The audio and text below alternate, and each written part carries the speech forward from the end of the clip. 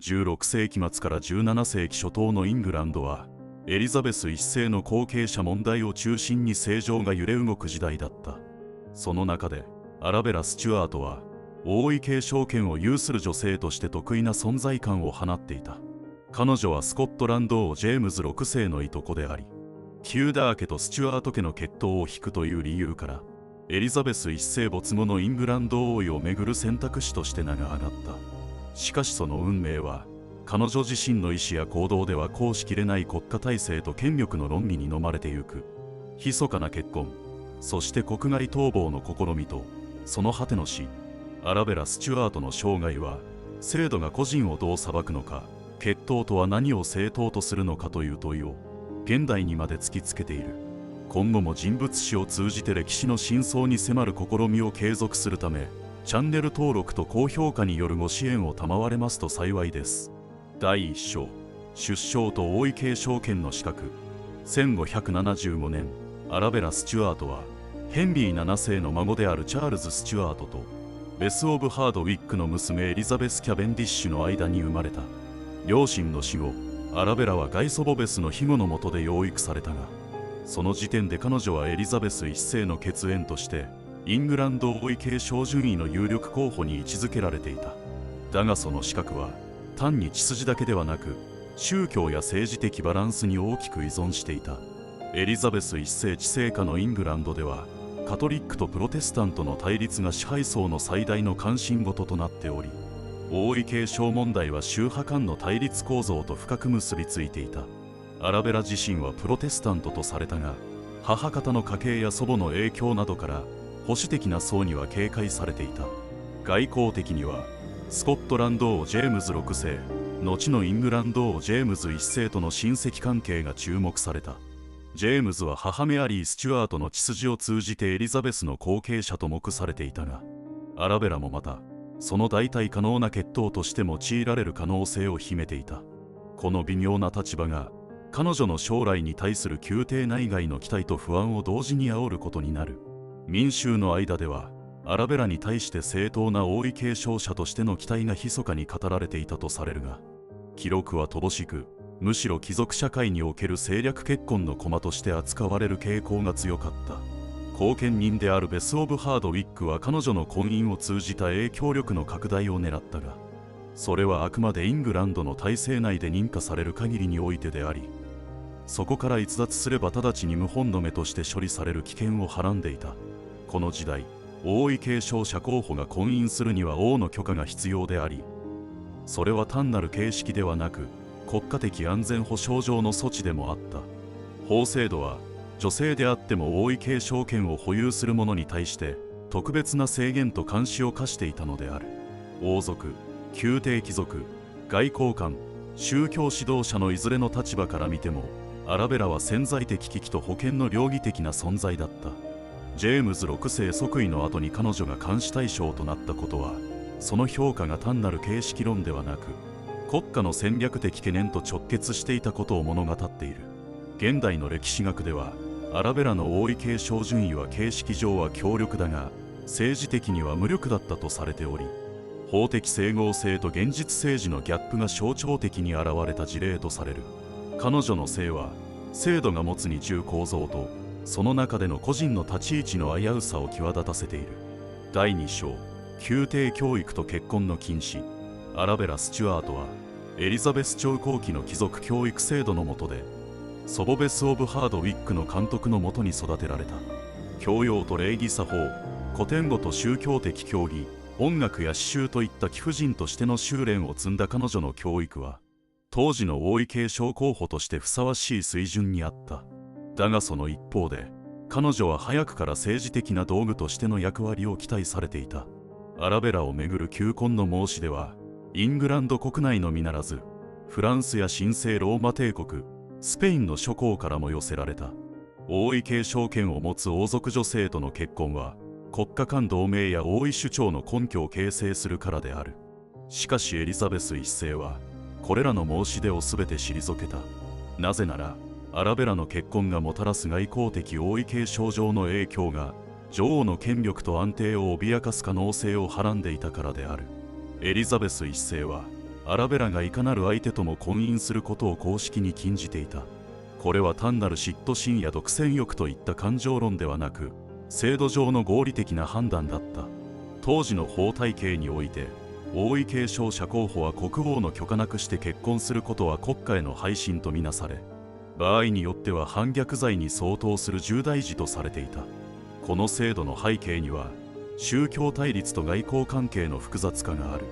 プロテスタントとカトリックの勢力が欧州中で拡築を続けていた16世紀末、イングランド王位をめぐる動きは各国の外交戦略の核心であった。アラベラの結婚はその王位継承権の行方とセットで語られるため、慎重な取り扱いを要したのである。民衆の間ではアラベラがいつか若き女王となるのではという期待がささやかれていた。しかし同時に、彼女が王家の人間として国家の管理下に置かれる運命にあることは広く知られていた。結婚できない囚われの王女という存在としてのアラベラ像は民衆の同情を集めながらも、政権側の警戒を強める要因ともなっていた。宮廷内では彼女の教育と行動が常に監視され、求婚相手との接触にも細心の注意が払われていた。とりわけジェームズ6世の即位以降、アラベラは王権にとっての余剰でありながらも潜在的脅威という立場に移行し、ロンドンの宮廷から遠ざけられていく。彼女が独自の意思で行動する余地は、制度と監視の網の中でほとんど奪われていた。現代の歴史学では、アラベラの教育と婚姻政策を通じて、エリザベス朝及び初期スチュアート朝の王権運用がいかに統制された正当性を求めていたかが再評価されている。形式的な血統の正当性は、実際には国家と制度の管理下で運用され、そこに個人の自由はほとんど認められなかった。アラベラの人生は、まさにその矛盾の中で引き裂かれていったのである。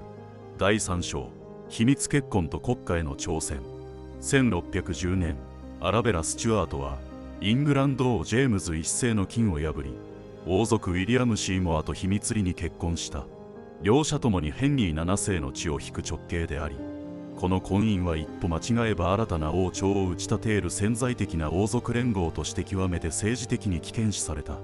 しかもこの結婚は、ジェームズ1世の許可を得ずに行われた違法行為であり、王権と法制度に対する公然たる挑戦とみなされた。アラベラとウィリアムは、密かに愛を育んだというよりも、共に王位継承候補という運命にとらわれた者同士が、制度を超えた連帯を図ったという側面が強い。二人の婚姻が王室に知られた直後、ジェームズ1世は彼らをそれぞれロンドン島とタワーヒルに拘禁し、完全に隔離した。この処置は王権の統制力を示す儀式的な意味も持っており、制度の外で行動することの結果を社会に示す効果を持っていた。この時代、王族の婚姻は単なる指示ではなく、国家安全保障の一部であった。1559年王位継承法に基づき、王族が国王の許可なく婚姻した場合、国家転覆の意図がなくとも重罪に問われた。アラベラの結婚は、その法的制約を明確に超えていた。外交的に見ても、この婚姻はジェームズ1世の立場を危うくしかねなかった。なぜなら、カトリック勢力を含む国外の王公が、アラベラ・シーモア家の連携を口実に、ジェームズに対する政治的圧力や干渉を行う余地を生み出すからである。イングランド宮廷内でも、アラベラのこの行動を容認する空気はなく、むしろ法と王権を冒涜した愚行として断罪された。一方で、民衆や一部の下級貴族たちは、アラベラの行動に一定の同情を寄せた。王位継承候補者でありながら恋愛と婚姻の自由を奪われた女性が、近世を超えて人間としての選択をしたという構図は、感情的な共感を呼んだのである。しかし、その感情は制度の論理を覆すには程遠く、最終的にアラベラは逃亡を図るも失敗し、より厳しい監禁へと追い込まれてゆく。ジェームズ1世や枢密院の重臣たちからすれば、アラベラの婚姻は政治的安定を脅かす未然の反逆に等しく、徹底した制裁こそが国家の威信を保つ手段だった。彼女の行動に対して、王室や貴族たちの評価は一貫して冷淡だった。現代の歴史研究では、この事件をアラベラ個人の恋愛悲劇として見る向きは減少し、むしろ制度的制約と権力構造の中で、個人の自由がどこまで許されていたかを示す実例と評価されている。また、近年のフェミニズム史観においては、彼女の行動が王権による身体の支配に抗う早期の抵抗とみなされることもある。だがその実相は、自由意志と制度的拘束、そしてその狭間で模索された婚姻の可能性という、より複雑な構造の中にある。第4章、ロンドン島への習慣と精神の崩壊。秘密結婚の発覚と逃亡計画の失敗によって、アラベラ・スチュアートは1611年、正式にロンドン島へ収監された。イングランドにおけるロンドン島とは、単なる監獄以上の象徴的空間である。王権に挑んだ貴族、宗教改革に関わった神学者、謀反の権利をかけられた王族たちが、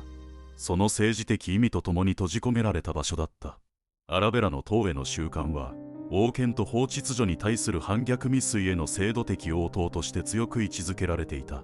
ロンドン島における彼女の扱いは、物理的には一定の冷遇を伴っていたが、心理的制度的には完全な孤立だった。外部との連絡は厳しく制限され、ウィリアム・シーモアとの面会は一切許されなかった。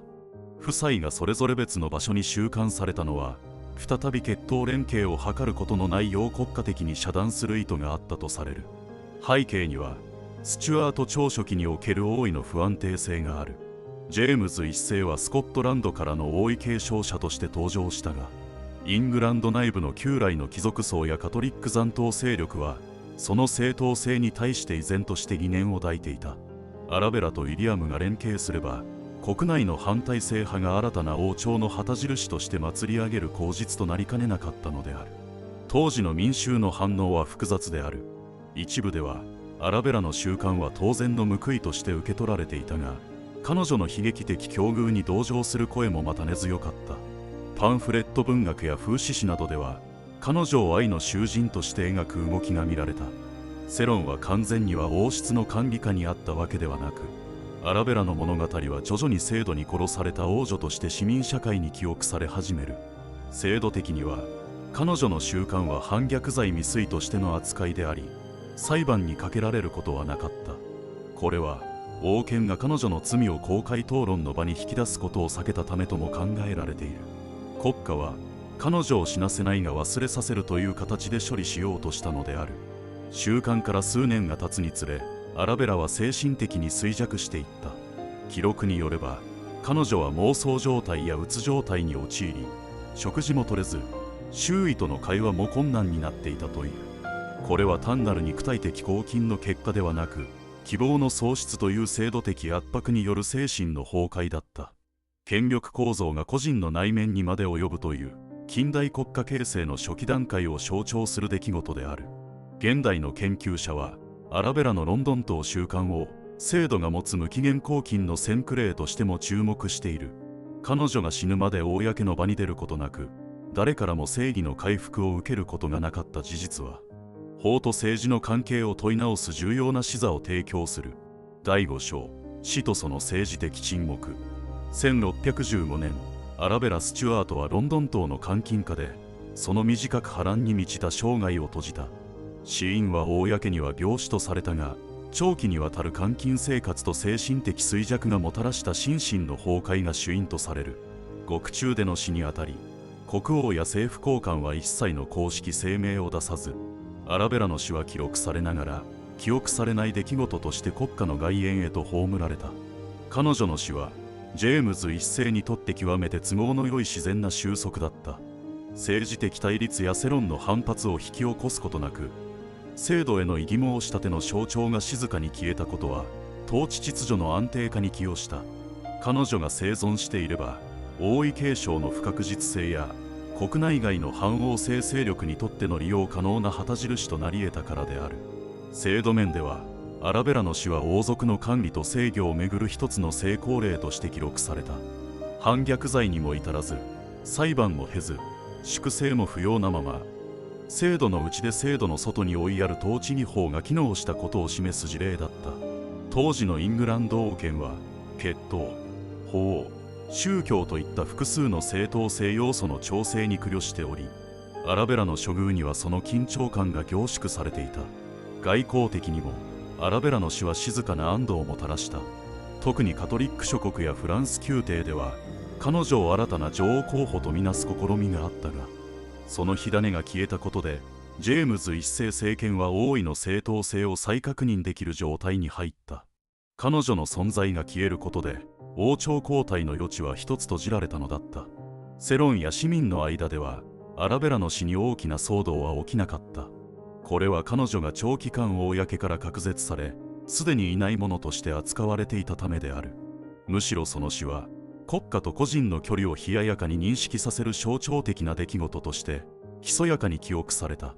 民間の詩や手紙では、美しき哀れな姫君、牢に消えた花嫁などの表現で制度に抗えなかった運命として語られ始めた。関係者の中でもジェームズ一世はアラベラの死に哀悼の意を公表せず、宮廷の誰もが沈黙を守った。これは彼女が語るべき存在ではなく、忘却すべき過去とされたことを示している。王権の正当性は彼女を記憶に残すことよりも彼女を歴史から切除することによって保たれたのである。現代の歴史家たちはアラベラの死を政治的に計画された沈黙と呼ぶ。殺害や処刑ではなく、制度的無視と監禁によって一人の王族が消えていくプロセスは、権力と人権、制度と個人の関係を再考する上での重要な問題提起となっている。アラベラの死は制度がいかにして合法的に人を消すかを示す歴史の中の静かな暴力であった。第6章、記憶の中のアラベラ、民間伝承と死の中の生涯。アラベラ・スチュワートの死は政治の場からは迅速に忘却されたが、民間と文学の領域ではむしろ強い印象を残した。17世紀以降、彼女は囚われの姫君、悲劇の王女として詩や歌、演劇の中に姿を変えて生き続けたのである。制度の外で消された存在が語りの中で再構築され、文化記憶として定着していく過程は、イングランド王権と民衆の距離を映し出す鏡でもあった。とりわけ17世紀末から18世紀にかけてのイングランドでは、アラベラにまつわる伝承や叙情詩が多く生まれた。そこでは彼女の人生は恋愛と自由を求めながらも国家に圧殺された運命として語られることが多く、制度に抗う個人の象徴と化していった。代表的なものとしては、当のアラベラと題された匿名詩編が挙げられ、自由を奪われた女性の視点からその苦悩と絶望を描いた。こうした民間の表彰は、当時の階層社会やジェンダー規範を揺さぶる象徴的な役割を果たした。特に18世紀のロマン主義的思潮の中では、アラベラの生涯が政治と感情の対立、制度と自然の衝突といった典型的なモチーフとして消費された。制度に抗えぬ悲しみと、それでも自由を夢見た勇気の結晶として、アラベラの物語は語り継がれたのである。一方で、こうした私的伝承的表彰は、彼女の実像を曖昧にし、政治的意味を個人的悲劇へと還元する効果ももたらした。民衆の記憶の中でアラベラは、美しく悲しい王女というフィクショナルな存在へと変質し、歴史的背景や制度的力学は次第に意識されなくなっていった。制度的忘却と文化的記憶の乖離は、近代歴史記述の在り方に深い影響を与えた。19世紀以降、アラベラの評伝や歴史書が登場するが、そこでもなお彼女の生涯は運命に翻弄された女性という枠組みで捉えられる傾向が強く、政治構造への視点は後回しにされていた。現代の歴史学においては、こうした民間伝承と文学的イメージが、どのようにして制度的沈黙の補完装置となったかが注目されている。アラベラの物語は単なる悲劇ではなく、語りたくない制度が語らせる文化によって別の形で記憶されるという、二重の力学によって生まれた記憶の産物とみなされている。この章で浮かび上がるのは、アラベラという個人の運命を超えて、誰が歴史を語るのか、何が記憶され、何が消されるのかという問いである。制度に従わなかった者の記憶は、忘却と死化という対照的な道をたどることで、歴史の淵に残されていくのである。第7章、歴史の再評価とジェンダー視点の導入。20世紀後半から21世紀にかけて、アラベラ・スチュアートの生涯は再び学術的関心の対象となった。その契機は、ジェンダー史と王権研究の交差領域において、従来の王位を逸した悲劇の女性という枠組みを超えて、制度に抑圧された主体としての彼女を再検討する動きにある。かつては文学的象徴や民衆的伝承の中に閉じ込められていたアラベラが、制度的抵抗者としての新たな文脈で再評価され始めたのである。アラベラの行動は現代の視点から見ると、封建的権力構造と法体系に縛られた中で自己決定権と愛を貫こうとした試みに他ならない。彼女の秘密結婚、脱出の企て、そして沈黙の中での死は、いずれも王権による個人の身体と行動の管理に抗う行為と捉えることが可能である。特にフェミニズム史観はアラベラの生涯を通じて、近世国家が女性の身体、婚姻、再生産をいかに統制しようとしたかを明らかにしようとしてきた。この視点の導入は従来の政治史的記述だけでは見落とされがちだった側面を浮かび上がらせる。例えば彼女が裁判にかけられなかったことの意味は、単なる寛大さではなく、女性を裁くことの制度的難しさ、国家が語れない罪という構造的黙認を象徴するとも解釈される。権力が女性の政治的行動を可視化することを避けた結果、アラベラは語られずに罰せられたのである。また彼女の生涯は血統による正当性の限界を示す事例としても注目されている。アラベラの血筋は確かに王位継承に足るものであったが、それが制度的な正当性に変換されることはなかった。この点において彼女の存在は王権の根本構造を揺るがす過剰な正当性として機能し、国家によって排除されざるを得なかった。近年ではアラベラの書簡や記録文書の再発見と解読が進み、彼女自身の言葉に基づく歴史解釈も試みられている。中でも週刊中の手紙群は絶望と孤独、そして制度への反発が交錯する稀有な一次資料であり、近世女性の沈黙の声を読み取る重要な鍵とされている。こうした再評価はアラベラを一個人としてだけでなく、制度にとらわれた主体としての普遍的意義を浮き彫りにするものである。彼女の生涯を通して問われるのは、権力と正当性、ジェンダーと記憶、そして制度と自由という、今なお私たちが直面している歴史的課題そのものなのである。今回の動画は以上となります。アラベラ・スチュアートの生涯は表面的には大いに届かぬ女性の悲劇に見えるかもしれません。しかしその内実は血統と制度、個人と国家、そしてジェンダーと権力の交差点に立たされた一つの近世国家における限界点でした。王権が制度を通じて正当性を構築しようとした過程で、あまりに正当すぎた存在として排除されたアラベラは、制度そのものの不安定さと暴力性を体現しています。彼女の記憶は歴史から消され、文学や民間伝承の中に変質して残されてきましたが、現代の私たちはそこから制度が語らぬものをいかに沈黙させたかを読み解く必要があります。最後までご視聴いただきありがとうございます。本シリーズの継続とさらなる歴史分析の進化のため、チャンネル登録および高評価をいただければ光栄です。それではまた次の話でお会いしましょう。